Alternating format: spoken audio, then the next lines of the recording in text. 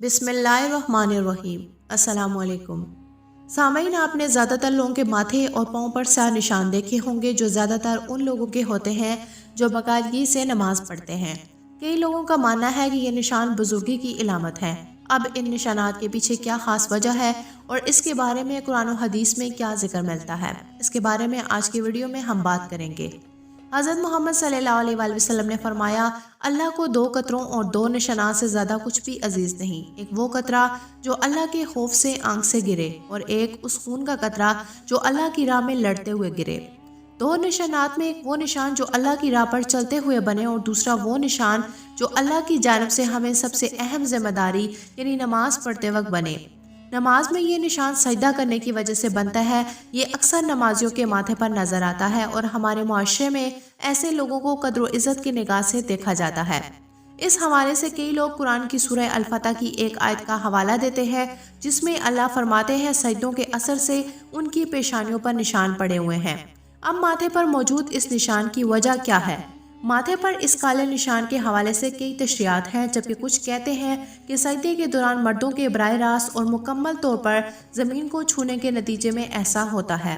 ये बात दुरुस्त इसलिए भी है क्योंकि एक मुसलमान एक दिन में 5 वक्त की नमाज के दौरान 34 मरतबा सजदा करता है और हर सजदे में वो अपना माथा ज़मीन पर रगड़ता है और मुसलसल रगड़ से उसके माथे पर वो जगह जो सजदे के दौरान ज़मीन पर रखी जाती है वो सख्त हो जाती है और उस जगह का रंग भी काला हो जाता है। पेशानी पर सजदे की वजह से पड़ने वाले स्याह निशान को बुजुर्गी और नेकी की इलामत तस्वर किया जाता है। मर्दों में ये निशान अक्सर देखा जाता है, लेकिन औरतों में माथे का ये निशान बहुत कम नजर आता है जो 5 वक्त की नमाजी भी होती हैं। तो इस निशान का ताल्लुक बुजुर्गी और नेकी से अगर है तो तब ये निशान औरतों के माथे पर क्यों नजर नहीं आता?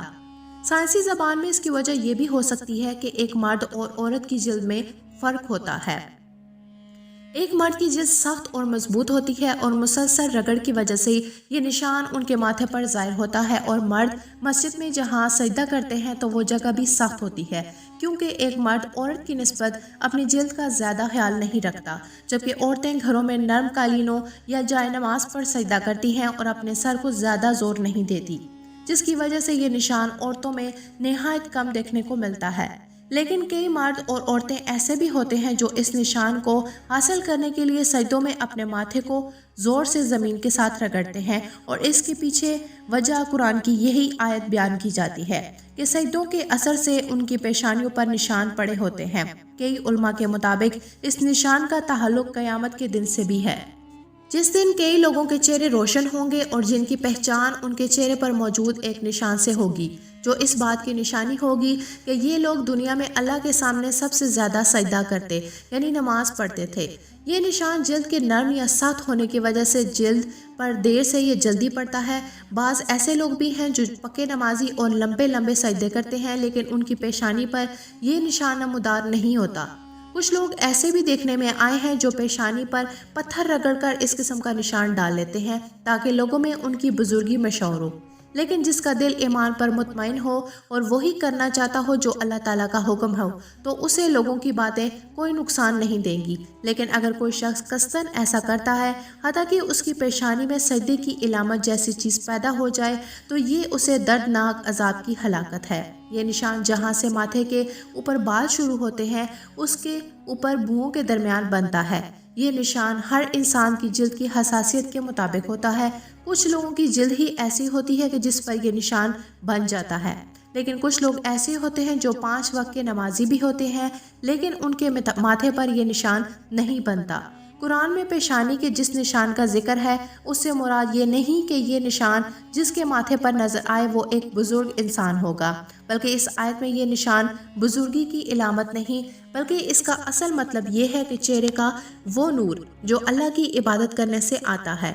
हज़रत इब्ने अब्बास फरमाते हैं कि चेहरों पर सजदों के असर से इलामत होने से मुराद अच्छे इखलाक है। बाज़ बुजुर्गों का कौल है कि नेकी की वजह से दिल में नूर पैदा होता है, चेहरे पर रोशनी आती है, रोज़ी में कुशादगी होती है, लोगों के दिलों में मोहब्बत पैदा होती है।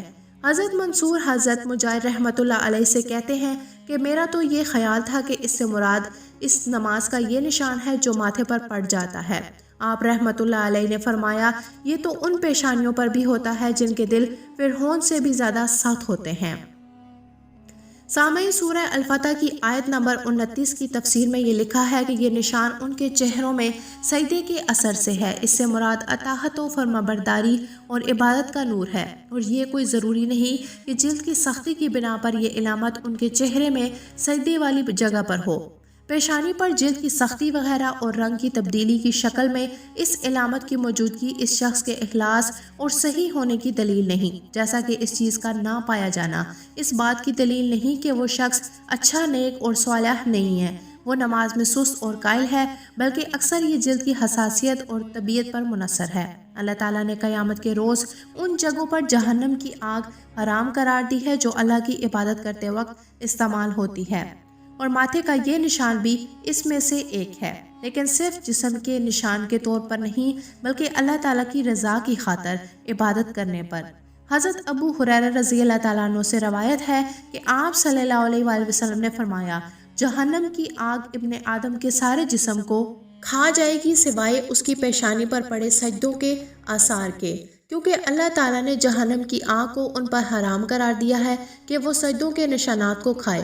سیدنا جابر رحمۃ اللہ علیہ بیان کرتے ہیں کہ رسول اللہ صلی اللہ علیہ وآلہ وسلم نے فرمایا، یقیناً کچھ ایسے بھی لوگ جہنم سے نکل کر جنت میں جائیں گے جن کے چہروں کے پلکوں کے علاوہ جسم کے تمام اعضاء جل چکے ہوں گے۔ چہرے کے حلقوں سے مراد پیشانی کا وہ حصہ ہے جو سجدے میں زمین پر لگتا ہے، تو یہ حصہ آگ سے محفوظ رہے گا۔ اللہ پاک ہمیں قرآن پڑھنے اور نمازوں کو وقت پر ادا کرنے کی طاقت عطا فرمائے، آمین۔